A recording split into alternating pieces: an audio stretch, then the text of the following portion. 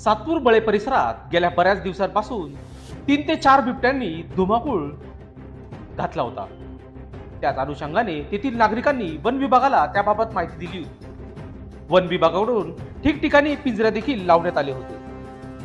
गेल्या 10 ते 15 दिवसापूर्वी त्या पिंजऱ्यात एक बछडा अडकला, परंतु मोठे बिबटे मोकाट असल्याचे सीसीटीव्ही फुटेजच्या माध्यमातून समोर आले होते.